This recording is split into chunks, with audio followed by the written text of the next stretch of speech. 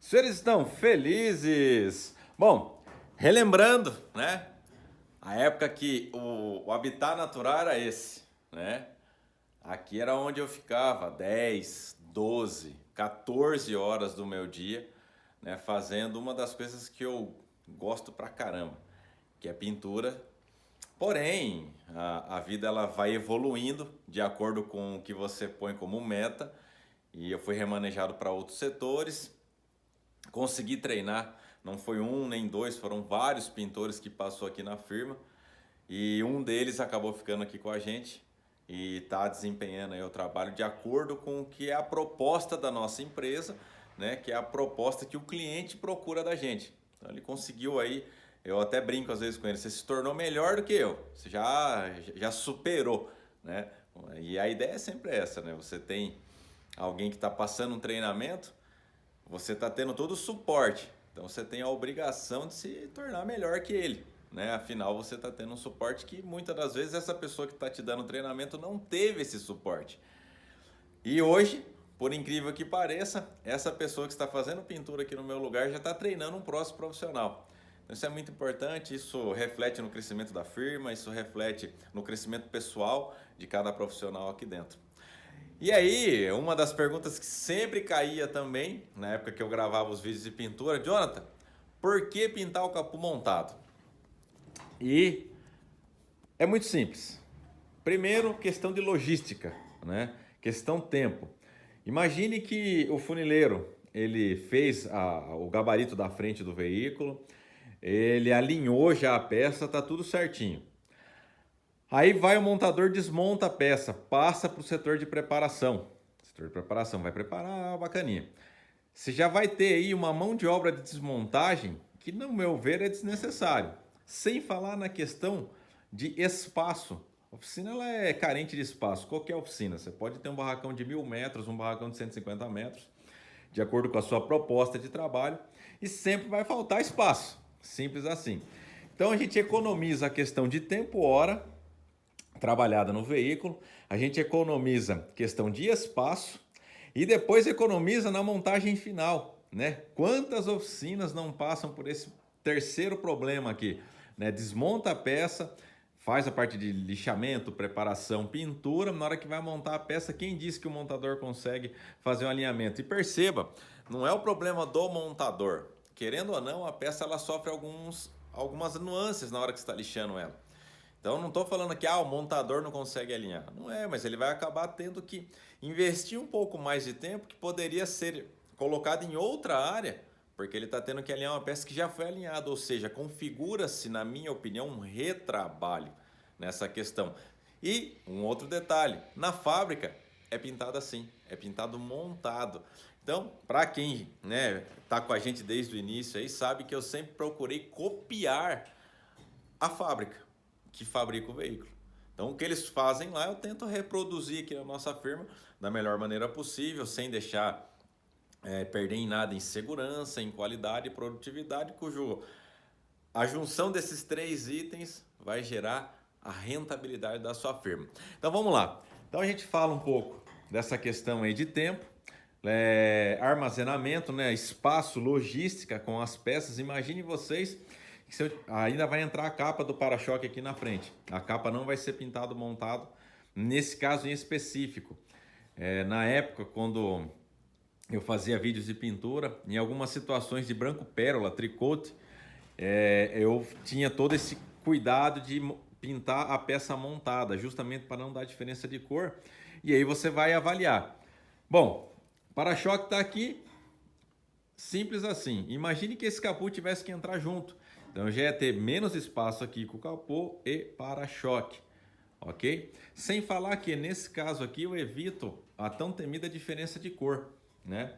Então já tá aqui, nesse caso foi recuperado os dois paralamas, então já vai ter, né, a questão de alongamento aqui. Mas vamos supor que não tivesse sido feito, né? E teria que alongar nessa peça aqui para evitar uma possível diferença de cor. Então você já trabalha junto aqui a mesma aplicação de tinta. Jonathan, nesse caso, para-choque. Bom, para-choque não é segredo para ninguém que ele sempre vai ter uma porcentagem de discrepância de cor. Afinal, a tinta ela não adere na lata como ela adere no plástico. Mas é uma discrepância mínima, não pode ser duas cores, preto no branco, ok? Um outro detalhe, por que pintar já no local? Perceba, não fica a marca de chave. Então você deixa um padrão original. Então, dependendo da onde esse carro cair para fazer uma vistoria cautelar, por exemplo, o cara vai olhar e não tem marca de chave nos parafusos.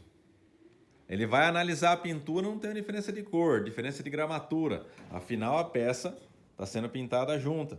Vocês avaliaram já em diversos vídeos meus. Inclusive no vídeo anterior mostrei um veículo na cor vermelha, onde foi feito um corte seco entre a porta e a lateral, mas a gramatura do verniz, a intensidade do brilho estava igual. Depois o veículo retornou para a gente fazer a tampa traseira. Na outra ocasião tinha trocado, se não me falha a memória, e nessa ocasião está recuperando a tampa. E a mesma intensidade de brilho e gramatura está igual. Então essa é a ideia. Outra pergunta que também a galera endoidava na época, quando eu fazia vídeo de pintura. Por que que você pinta em cima do cataforese? Aqui nós estamos falando de um cataforese, cor preta. Se fosse a cor cinza, seria o eletroforese. Ambos têm a sua questão aí de proteção da peça. É de certo que o eletroforese ele tem uma capacidade maior, né, de aderência na peça. O cataforese já é um pouco menos, mas princípio de originalidade, tá dentro do padrão, ok? Jonathan, como é que você tem a confiança de pintar em cima do cataforese? É muito simples. Quando chegar a peça aí na sua oficina, primeiro ponto, você tem que atentar se essa peça é original e se esse cataforese ou eletroforese na cor cinza esverdeado, ele é original também. Por que que eu estou falando isso? Às vezes, a peça, mesmo sendo original, ela passa por algum tipo de retrabalho dentro do concessionário que o fabricante enviou a peça para ele fazer a logística e te entregar na sua oficina. E aí, faz um martelinho, alguma coisa ali, às vezes marca, o pessoal vai dar um pó de tinta preta que parece o cataforese, mas não é. Jonathan, como é que eu faço para descobrir se eu estou sendo enganado? É simples, pega um paninho com diluente e passa nos cantos da peça. Se sair uma coloração preta ou cinza, não adianta, você vai ter que ativar essa peça muito bem ativado na lixa e entrar com primer, para você ter garantia do seu serviço que você está vendendo, que você está fazendo. Se não sair nada, pode desengraxar bem a peça, fazer a ativação dela com as lixas. Aqui nós temos um princípio de, já entra roquitando, faz os cantos 400, roquite 400, se for uma pintura cor sólida, é tinta e verniz, se for um prata, como é o caso aqui, a gente refina até o grão 500 e é tinta e verniz. Isso é procedimento padrão fábrica. Você pode fazer na sua oficina, na sua firma que vai dar certo. Falando em lixamento a seco, tá, galera? A gente não faz lixamento com água. Então, falando em padrões de grãos de lixa aí, na questão lixamento a seco. Bom, Jonathan, mas desvelou uns cantinhos aqui, né? Alguns falam desvelou, outros falam pelou a peça. Cada um usa um termo, né? Nesses pontos que você vê que tá a chapa aparente, você entra com o wash primer. Exatamente, o wash primer é o produto mais próximo do cataforese ou eletroforese que uma oficina de reparação automotiva vai ter. Você vai encontrar o wash primer em duas equações, monocomponente, que ele não precisa de catálise, a secagem dele é ao ar e você faz a aplicação uma passada nessas partes onde desvelou e ainda ele estando úmido, ou seja, úmido sobre úmido, você vai entrar com a tinta ou com o primer, tá, galera? É muito importante isso daí. Jonathan, se eu desvelar e for aplicar o primer, eu posso aplicar o primer sem o wash primer? Vamos lá, vamos brincar um pouquinho. Você comprou o primer, você aplica onde você quiser, do jeito que você quiser.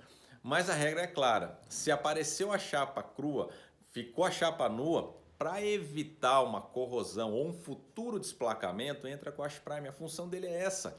É justamente promover aderência e entrar com ação anticorrosiva. Então não é 10 ml, você não vai perder 1 minuto para preparar e vir aplicar. Geralmente a gente já deixa, né, a parte de laboratório, balança, perto da cabine justamente para isso. Então você vai fazer, no caso aqui, 10 ml resolve. Por quê? Porque você não pode dar camada. Então você vai entrar com uma passadinha só, né? Vai ficar aquele acabamento acetinado. você tem de 5 a 10 minutos para estar aplicando a tinta. Então uma dica que a gente dá também é você trabalhar com 2 pistolas, né? Ou até 3 de repente, né? Nesse caso aqui, por que 3? Você vai usar uma para fazer a aplicação de Wash Primer, aí dá um intervalo de 5 a 10 minutos, dependendo da temperatura, você já tem uma pistola com a tinta. E depois uma terceira com o verniz. O mesmo a gente fala também em relação ao para-choque. A gente vai sair aqui da cabine e vai dar uma olhadinha na capa do para-choque desse carro. E falar um pouco sobre essa questão também. Bom, dito isso, você vai entrar com a tinta. Nesse caso aqui, fique tranquilo, dependendo da tinta que você está usando, obviamente, né? Você vai estar entrando com 2 passadas de cor, que é aquela passada semi-úmida, bem fechadinha, acertando a gramatura ali da tinta, para ela ficar bem deitadinha. No caso prata, você tem que molhar um pouquinho mais, para a hora que o solvente começar a evaporar, todo aquele alumínio, metal da tinta, ele conseguir se alinhar, deitar na peça enquanto evapora o solvente. Ah, Jonathan, como é que eu faço para não rajar? Eu acabei de falar. O grande erro da galera quando vai pintar a cor prata é aplicar a tinta muito seca, ou seja, muito empoeiradona, e aí o alumínio ele já cai seco na peça e fica tudo pontiagudo. E ele não consegue se alinhar na peça. O que vai fazer ele se alinhar é a evaporação do solvente. E aí acaba ficando rajado a pintura. Então se atente a isso. Um exemplo simples e objetivo. Aplique a cor prata ou qualquer outra tinta, tá, galera? Como se você estivesse aplicando verniz, porém, no verniz você vai deitar um pouco mais a mão, porque você precisa puxar o brilho e acertar a gramatura, né? E aí tem os casos de gramatura um pouco mais acentuada, mais grossa. Você vai estar alinhando isso de acordo com a pintura do carro que você está fazendo. Mas lembre-se, no prata, faça como se você estivesse aplicando verniz. Primeira passada já semi-úmida fechando, deixa evaporar o solvente 5 a 10 minutos, dependendo da estrutura que você trabalha, da questão umidade relativa do ar, a questão de temperatura. Se tiver frio, você vai ter que aumentar esse intervalo de 10 a 20 minutos. Se você trabalha com aquecimento, 5 minutos é o suficiente. Evaporou o solvente, segunda passada. No caso que a gente está trabalhando com uma peça pintando no cataforese, você já economizou tempo do primer, já economizou material, ok? Você vai ter que dar 3 passadas nessa peça preta, para daí então fazer a passagem, mais 2 passagens na questão dos paralamas ali e finalizar a peça. Lembrando que você vai dar uma passada a mais nessa peça, porque ela está preta. Aqui vai ser 2 passadas de cor e uma de efeito. Uma passada para cobrir essa mancha preta do cataforese e 2 de cor, uma de efeito. Isso não vai onerar em horas, né? Ou não vai onerar o tempo da cabine ligada e do seu serviço fluindo. Jonathan, posso fazer uma base cinza? Pode, você pode fazer uma base cinza. Você pega um preto base poliéster, um branco base poliéster e você vai fazer um cinza parecido com o do primer, não tem problema nenhum. Aliás, vai baratear o seu custo da operação. De repente, se você ia comprar 1/4 de tinta para fazer uma frente dessa, você já vai comprar meio quarto, porque você vai usar uma base cinza, vai queimar aquela região ali e entra tinta e verniz.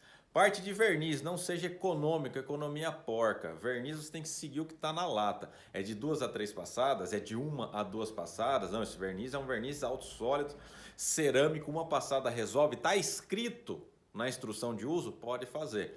O que a gente vê é a pessoa compra um verniz 8/1, 5/1, que ainda vem expresso na lata, de 2 a 3, de 3 a 4 passagens, e a pessoa quer fazer com uma. Aí depois o carro volta amarelando, volta craquelando, volta com perca de brilho. É um material que não presta, gente. Economia porca. Você tem que economizar em tempo, em produto, você tem que investir não só na compra, mas na capacitação do profissional para que ele entregue o serviço que o produto prevê nas suas especificações. Beleza?